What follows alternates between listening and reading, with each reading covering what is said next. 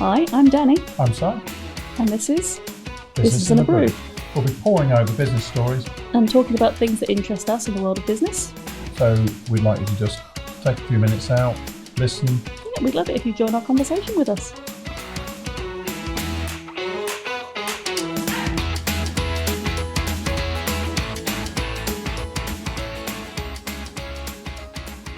Hello. Hi. Hi. Hello. Hi. Miles away then. Yeah, you like beer, don't you? Oh, yeah. Yeah, you like beer a lot, don't you? Lots. Especially craft beer. Yeah, I do. You're a I bit do like pretentious craft about your beer, beer. Well, aren't you? no, now, don't start with that. That's almost like an insult. No. I kind of know what I like, and all right, I'll take the insult. But, Okay, fine. but yeah, I am a bit fussy, but yeah, some of it really annoys me. How do you feel about BrewDog? I have known them since they appeared, and I think they are a brilliantly innovative, very clever brewing company. Started out with. Are you going to go into origins here? No, I want to talk about trees. But Okay. after investigating about trees, we could do about 3 separate podcasts about BrewDog. Fair enough. Yeah, because they are a very clever company. They're very innovative, but also very controversial. Yeah. Yeah, and that was part of their reputation, wasn't it? It was about standing out, making noise, doing things differently. It didn't all have to be about money. It was about the beer. Yeah.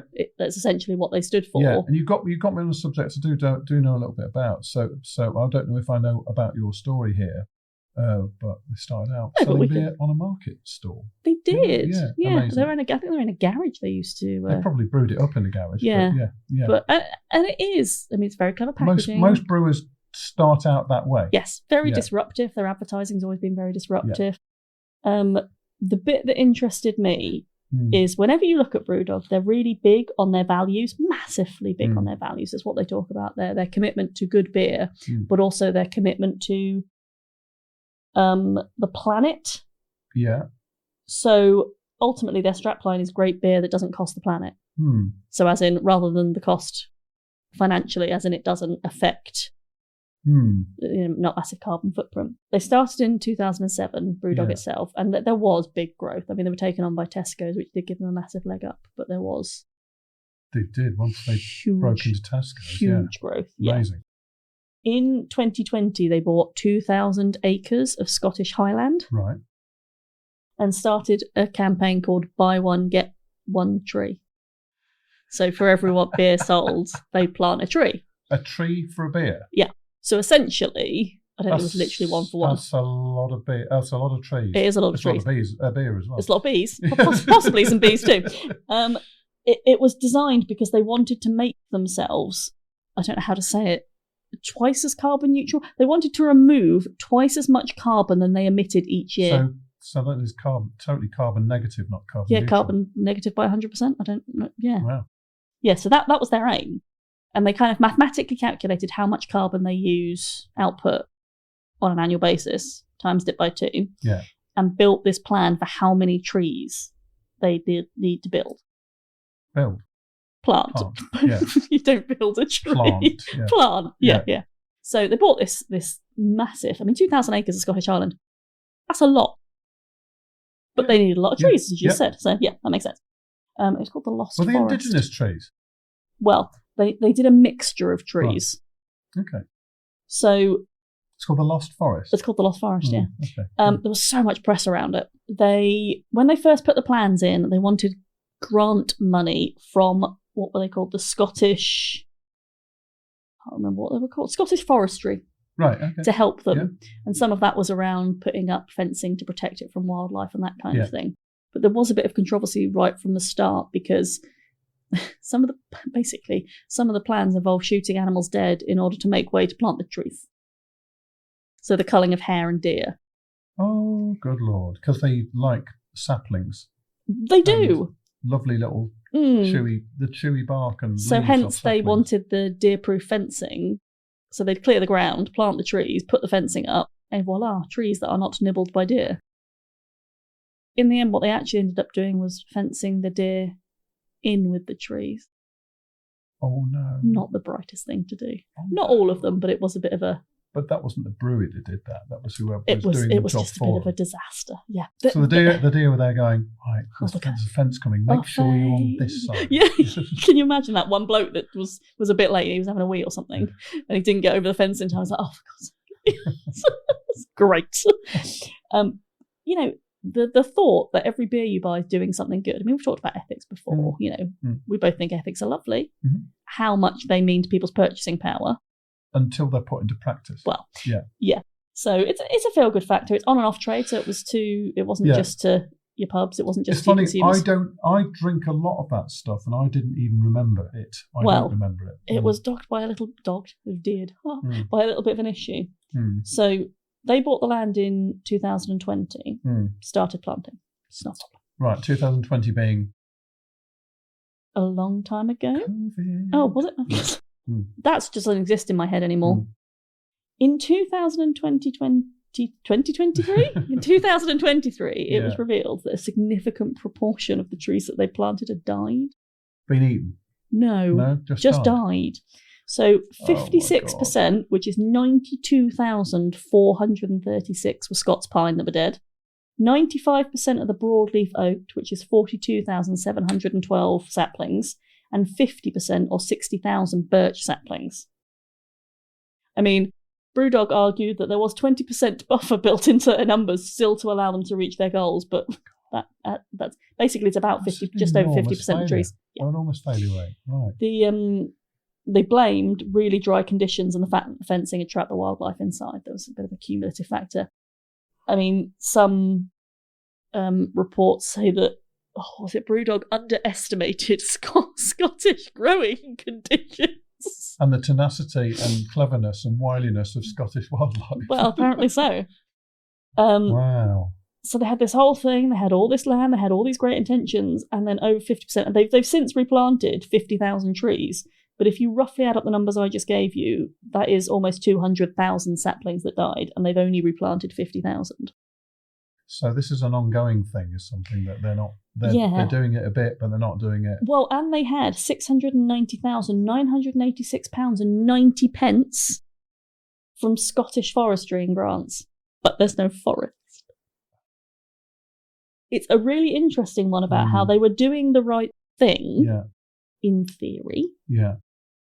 They took a lot of external money for it, and one could argue that if you are doing something for the planet because you want to do something good for the planet, why are you taking grant money? You wanted to do this. You wanted to plant one tree for every beer. You should be out there planting one tree for every beer. You shouldn't be taking money from Scottish Forestry. Yes. The only reason you'd want to do that, if, say, Scottish Forestry said, that's absolutely marvellous, could you also happen to plant these 20,000 pine saplings while you're at it? This is great what you're doing. We'll also add more in. Yeah, but they specifically went out of their way to apply for that grant funding, which is when the controversy first came up over the shooting wildlife because they were planning to cull as part of their plan. So there's just, when there's something you read it and you think, oh, that sounds lovely. And then you read it again and you think, well, that doesn't sound quite right. No. So not only did they take grant money, which I don't really understand why they needed to, if they were doing it out of the goodness, literally out of the goodness of their hearts, if they felt that strongly about it, you don't apply for grant funding. Or was that negotiated before? I mean, the way you read it, it was nefarious. The reality of it is probably just something. There's probably something in the middle somewhere. There's a grey area. I mean, to have that many trees die as well, that's just embarrassing. Blame the wildlife for that. Blame the deer that got trapped inside the fence. When we've done some digging generally about BrewDog, I do think their values are great. I think their advertising campaigns are amazing. Yeah. I think their names, their branding, it's really strong. Clever. We've watched it. Tastes delicious most of the time. Does it? Well. I don't drink beer. It's gorgeous stuff. And, it's just a surprising thing. I think when you're courting controversy continually, you're getting the headlines, some of that is going to backfire. Yeah. One of their controversial moves was to be the first brewery to ever brew beer at the bottom of a harbour or under the sea. Right. Okay. And they did it. Local harbour. They submerged a fermenter under the sea, and presto, they got a brew. They also did the squirrel as well. The squirrel, the dead squirrel. They shoved a... Oh, no, that was to thank their investors right near the beginning, wasn't it? They filled roadkill with... Yeah. And it was roadkill. They weren't killing hunted down. No. These are all But then they also do things. They released there was a pink beer that was they advertised as being only for girls, that they're released on International Women's Day. And that backfired. I get that you're making a lot of noise. Not sure that's the right noise. Yeah, but that just wasn't perhaps thought through what the lashback might be. Actually, I don't think they cared what the lashback was. I think they like making noise for the sake of making noise. Yeah, what I like about them as well is that they have a punk ethic, which is basically they are. That's your whole charm. They're undermining the status quo. They're taking on the man, the beer man, that to the man, and they are pretty much protected from corporate takeover. Because they are so precious about that. It's very family, or it's two friends, isn't it? Because they have broken their business down into equity for punks. Oh yeah, shares. Yes, and they've sold those out. So they've got a huge amount of people that believe in the brand and believe in its punkness that will not want that to ever go off to a large corporate like. But you do. There are bits and pieces you hear and you just think, I mean, I've this could be a whole other episode, but at the moment I've done a little bit of reading around. There is some very bad reports about, is it James Watt, one of the owners, being having a very toxic work, being a nasty, I don't know where the sentence was going, having a toxic work environment and treating people like objects and just generally not treating people very well. Got it. And there was some whistleblowing around that to the BBC. But hasn't he since stepped? He has, because of that. And that could, in fact, in itself, be someone who is so committed to the brand that he is willing to admit. Yeah, but can you imagine that you have a founder issue? You've got the founder of the business, a founder of the business ethics, and then you've got an astronomical growth happens. You've got. I'm not saying this is him, but when you've got something like scaling happening like that, you have to then bring in quickly people who are going to help you to do that. You then start to lose a little bit of control, because then you have, and it's what we've talked about, controlling the supply chain, agency problems, which isn't agencies. It's actually putting your work to someone else. Responsibility problems, assumes responsibility or agency of it. Yeah, so I can understand. I mean, that may be someone who felt like they were losing control and therefore kind of didn't know how to handle the stress of it. I'm not saying that is the case, but it could be. I think as a company, their big idea. Well, that's why you don't want a big, massive business, and I think they're a company that have got a lot of ideas, a lot of innovation, and they're a lot about making noise. I think sometimes they miss the mark slightly. I think it's just they underestimated Scottish growing conditions quite severely. It's the not thinking. I know we're Scottish. Well, yes, but it's the maybe I didn't live in the Highlands. It's the not thinking it through thing, But then again, what is to think through? You've got an idea, just get it done. And that's definitely what they did. That's what's some of these big tech bros do. Okay, I don't know Please how to do it. Please don't ever use that phrase again. Well, that's what they call. Yeah, I don't like media it. Calls them. Yeah, I don't like it. Would you like me to be more no derogatory? No, I would not. No. I just think a certain amount of. You've got to hand that over to someone else. Yeah. You can't be there to be responsible for it. I think as a brand, I think they're really interesting. I think their origin story is interesting. I do love the way they bring their product to market. I just think sometimes they make a few mistakes and they need to plant more than 50,000 trees to replace them. No, just going to show you've got massive corporations like Johnson & Johnson, Unilever and those. They are huge global corporations. They are producing, actually, I don't know if they are producing outside of the UK now, but they do a lot of collaboration with people. Mm-hmm. But they are serving a global audience. They're selling their beer around the world. There are people who want their beer around the world. Yeah, and ultimately, you've got to rely on that chain. And they want to give back. So once the beer is packaged up and sent off, that is great, but actually it's some of the other things that they're doing. But they've got to keep themselves out in the press as well. News is bad news. I am quite. I wouldn't say I'm protective of them, because I just love what they've done and how they've done it. Mm-hmm. Some of the things they've got a bit wrong on. Some they've got very right, and some of their reactions as well. One they bought out tactical nuclear penguin. I think that was it. Sink the Bismarck. I think it might have been Sink the Bismarck, which was I think it's 32% or something like that. Ooh. Beer. A mouthful of that would be on the floor. An MP, this is just recalling it because I didn't know this was coming up. Recalling this MP had basically said, it's ridiculous we're tackling this drink crisis that we've got in the UK, and here comes BrewDog with this stupid strength beer. But not factoring in this stupid strength beer was costing something like £7.50 for a little tiny glass of it. That people in the park weren't going to be drinking that.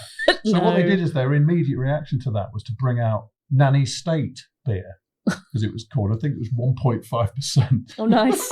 That's the kind of thing I can drink. They pivot so quickly, Yeah. The speed at which they're able to pivot exactly. is actually really impressive. You don't get that with many large corporations. But that has endeared them to so many people because of that attitude. That is proper punk.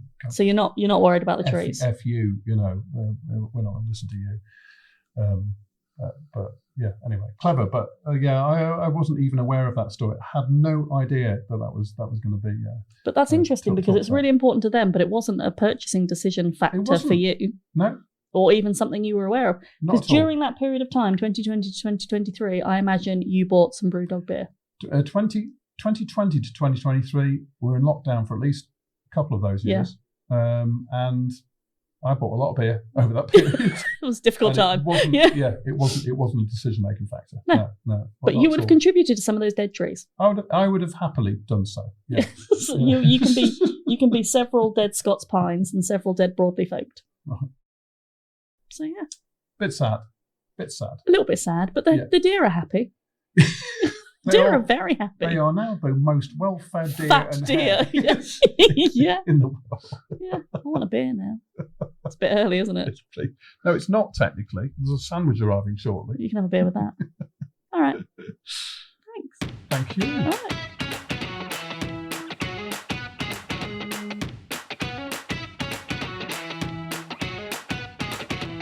Thanks so much for listening and being a part of today's episode. If you like what you've heard, or if you feel there's something missing, or you want to ask any questions, please get in contact. And if you love listening to us as much as we love talking to you, subscribe, download, leave us a review. All the love helps. Thank you.